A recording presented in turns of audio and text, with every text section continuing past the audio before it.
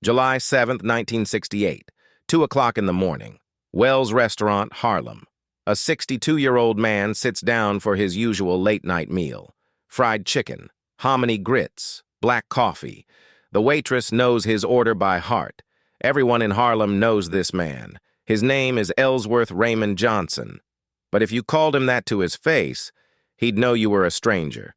To everyone who mattered, he was simply Bumpy. The waitress sets down his plate.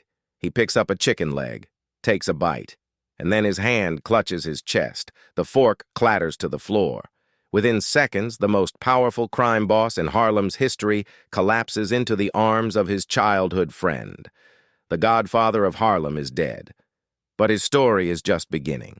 This is the story of a man who defied every rule, a criminal who protected his community, a thug who quoted Shakespeare, a gangster who walked with Malcolm X. This is the story of the man they couldn't break, couldn't buy, and couldn't forget. This is the story of Bumpy Johnson.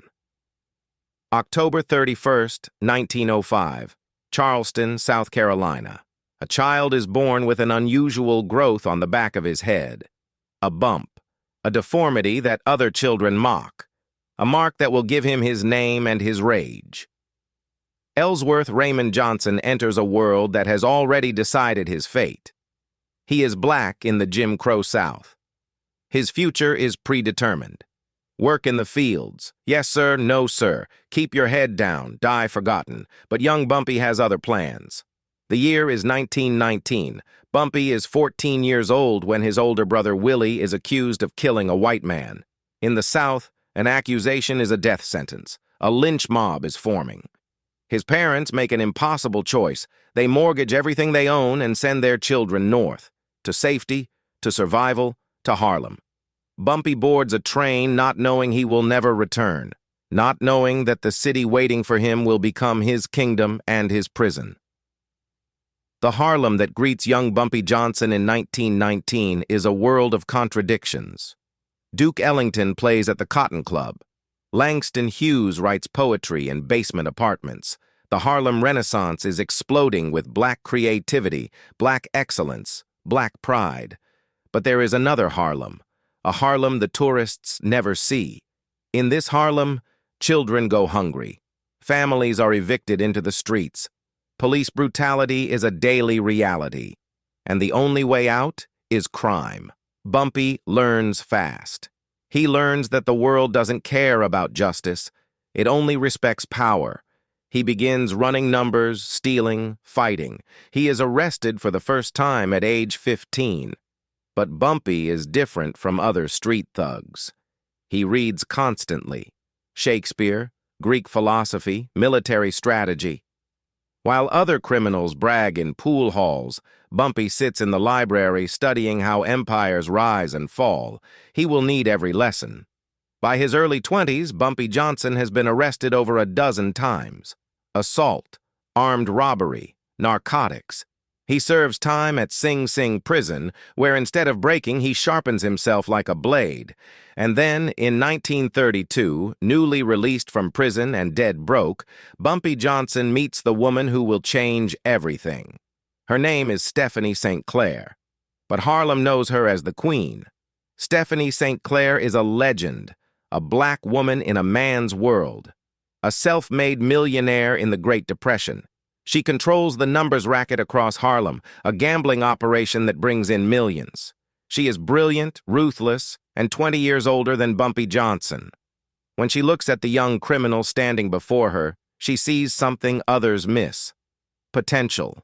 St. Clair offers Bumpy a job, not as muscle, as her strategist, her enforcer, her partner. For the first time in his life, Bumpy Johnson is given real power, and he will need every ounce of it. Because war is coming to Harlem. His name is Dutch Schultz, a German-Jewish mobster from the Bronx with connections to City Hall, the police department, and the Italian Mafia. He wants Harlem's numbers racket, and Dutch Schultz takes what he wants. In 1931, Schultz sends his men into Harlem. They beat up numbers runners, burn down betting parlors, murder anyone who resists. The message is clear: surrender or die. Stephanie St. Clair refuses to surrender, and Bumpy Johnson goes to war. What follows is one of the bloodiest gang wars in New York history. Over 40 people die in the streets of Harlem.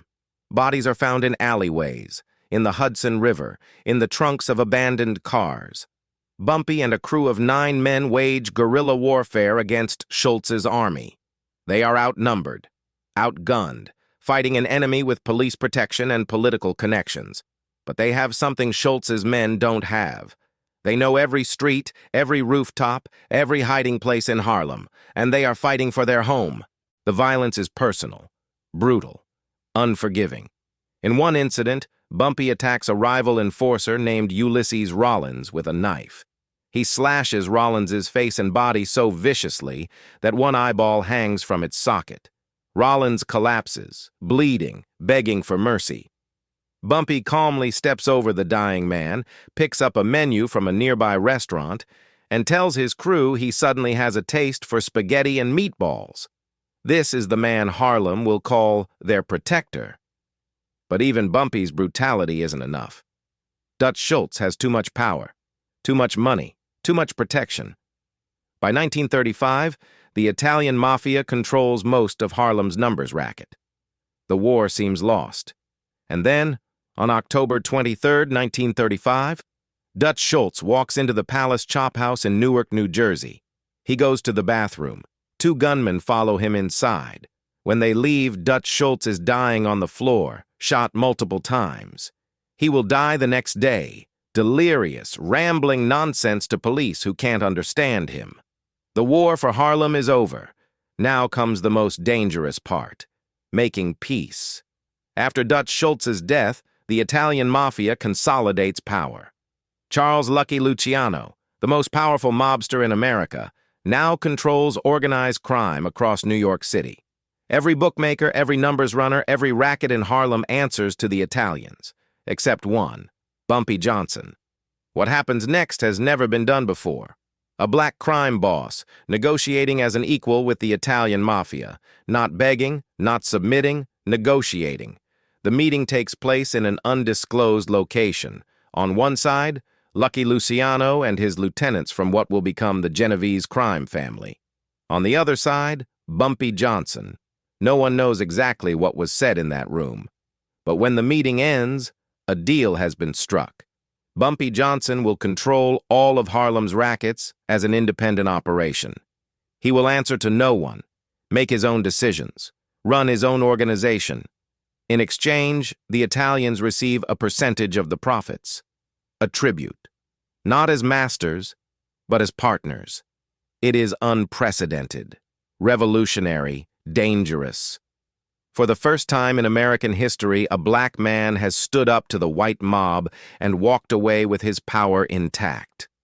According to his wife, Mamie, the people of Harlem realized Bumpy had ended the war with no further losses and had negotiated a peace with honor. And they realized that for the first time, a black man had stood up to the white mob instead of just bowing down. From 1935 to 1952, Bumpy Johnson rules Harlem like a king. Want to open a numbers spot? See Bumpy. Thinking about starting a speakeasy? Check with Bumpy first. Planning to sell drugs in Harlem? Better get Bumpy's permission, or you might not live to regret it. But here is where Bumpy Johnson becomes more than a gangster. Here is where he becomes a legend.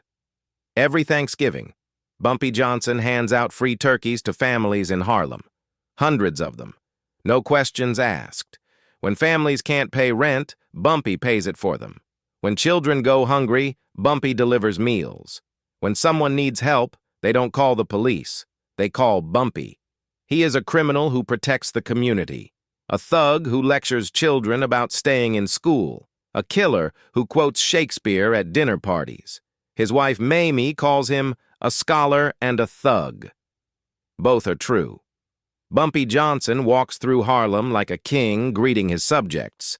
He wears expensive suits, handmade shoes, silk ties. He dines with celebrities, Billie Holiday, Sugar Ray Robinson, Adam Clayton Powell Jr., but he never forgets where he came from, never forgets the poverty, the racism, the injustice that created him. To the police, he is public enemy number one.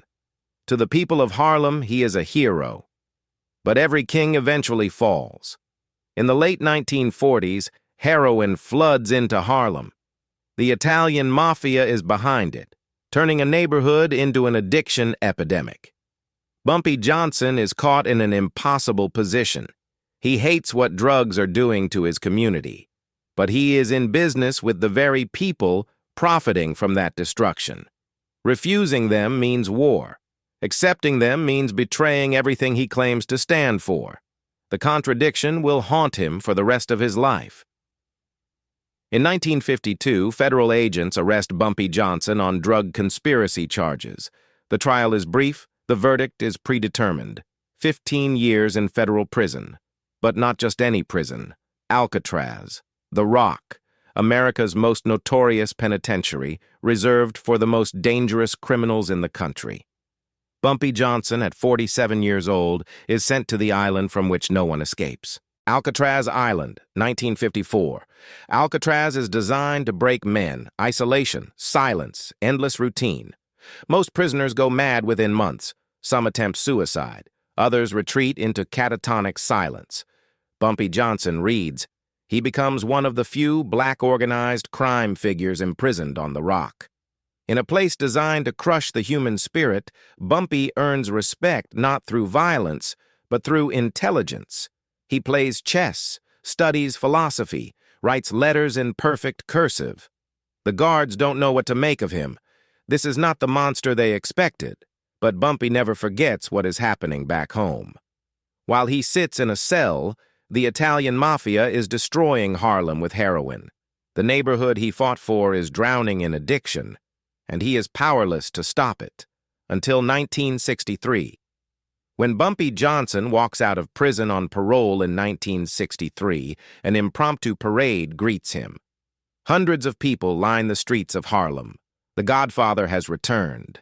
But this is not the Harlem he left. The heroin epidemic is worse. Much worse. Children are dying. Families are destroyed. The same streets where Bumpy once handed out turkeys are now littered with addicts and needles. And something else has changed. A new generation of black leaders is rising. Leaders who don't use guns. Leaders who preach nonviolence, civil rights, and justice. Leaders like Malcolm X, Bumpy Johnson, and Malcolm X first met in the 1940s when Malcolm was a street hustler known as Detroit Red. They were young criminals navigating the same dangerous world. But by 1963, Malcolm X has transformed. He is no longer a hustler. He is a minister, an activist, one of the most powerful voices in the Nation of Islam. When Bumpy returns to Harlem, he and Malcolm reconnect, not as criminals, but as two men who love their community and want to save it. According to Mamie Johnson, Bumpy and Malcolm really didn't reconnect until 1963, largely in the context of ridding Harlem of the narcotics traffic. The partnership is unlikely. A civil rights leader and a crime boss working together. But both men understand something that others miss. In Harlem, power is power, and change requires power. In 1964, Malcolm X breaks with the Nation of Islam. Instantly, he becomes a target. Death threats pour in. His house is firebombed. His family is terrified. Malcolm asks Bumpy for protection. Bumpy assigns his best men as bodyguards, shadowing Malcolm everywhere he goes. But Malcolm soon realizes the optics are wrong. A civil rights leader surrounded by known criminals. The media will destroy him. His message will be lost. He tells Bumpy to call off the guards. Bumpy refuses. Too dangerous, he says. Malcolm insists. Reluctantly, Bumpy orders his men to stand down. 3 weeks later, on February 21, 1965, Malcolm X walks onto a stage at the Audubon Ballroom. Gunmen open fire. Malcolm X is dead at 39 years old. According to those who knew him, Bumpy Johnson never forgives himself. He believes that if his men had been there, Malcolm would have survived. The guilt consumes him. For the next 3 years, Bumpy continues running Harlem. But something has changed. The fire is gone. He is tired, older, haunted by ghosts. And then comes July 7th, 1968. Wells Restaurant, Harlem, 2 a.m. Bumpy Johnson sits down for his usual meal. Fried chicken, hominy grits, black coffee. He is with his childhood friend, Junie Bird. They are laughing, reminiscing about old times. The waitress brings his food. Bumpy picks up a chicken leg, and his hand clutches his chest. A heart attack, massive, instant. He collapses into Junie's arms, gasping for breath. By the time the ambulance arrives, Ellsworth Raymond Bumpy Johnson is gone. According to his wife, Mamie, Bumpy's life may have been a violent and turbulent one, but his death was one that any Harlem sporting man would pray for, eating fried chicken at Wells' restaurant in the wee hours of the morning, surrounded by childhood friends. Thousands attend Bumpy Johnson's funeral. Dozens of uniformed police officers station themselves on rooftops with shotguns, expecting violence. But there is no violence, only grief. The people of Harlem have lost their protector, their king, their godfather. Bumpy Johnson was arrested over 40 times. He served 2 lengthy prison sentences. He committed countless crimes, murders, assaults, extortion. He profited from gambling, from violence, from addiction. He was, by any legal or moral standard, a criminal, and yet, to the people of Harlem, he was something else. A protector who fed the hungry. A black man who stood up to the white mob and won. A symbol of resistance in a world designed to crush black power. Was he a hero? Was he a villain? Perhaps he was both. Perhaps he was neither. What is certain is this: Bumpy Johnson could not be ignored, could not be forgotten, could not be erased. His legend lives on in films, in television shows, in stories whispered on Harlem street corners. His name is invoked by rappers, by historians, by anyone who understands that power comes in many forms. Some call him the Godfather of Harlem. Others call him a monster. But everyone calls him unforgettable. This has been the story of Ellsworth Raymond Bumpy Johnson, the man who ruled Harlem, the man they couldn't break, the man they couldn't forget.